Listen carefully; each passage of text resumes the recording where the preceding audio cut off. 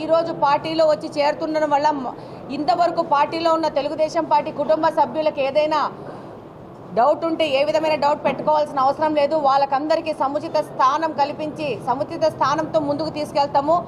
ఈసారి ఎలక్షన్లో పెద్ద ఎత్తున యుద్ధం చేసేసి ఈరోజు తెలుగుదేశం పార్టీని కడప నియోజకవర్గంలో ఒక చరిత్ర సృష్టించినారంటే కడపలో తెలుగుదేశం పార్టీ కుటుంబ సభ్యుల యొక్క సహకారము వాళ్ళు చేసిన యుద్ధంతోనే ఇది సాధ్యమైంది.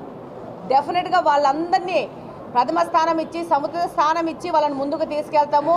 ఏ విధమైన తారతమ్యాలు లేవు. ప్రతి ఒక్కరూ ఈ యొక్క చేరికల్ని ఆనందంగా తీసుకుంటూ ఉంటారు. అలాగనే అధిష్టానం యొక్క ఆదేశాలే మాకు శిరోధార్యము. అధిష్టానం ఏం చెప్తుందో ఆ విధంగానే ముందుకెళ్తాము. కూటమి ప్రభుత్వము చంద్రబాబు నాయుడు గారంటే అభివృద్ధి కాంక్షించడము, శాంతియుతమైన సమాజాన్ని సృష్టించడము, ఈ విధంగా ముందుకెళ్తున్నాము. అందులో భాగంగా వచ్చి వాళ్ళు కూడా చేయూతగా వచ్చి వాళ్ళందరినీ ముందుకు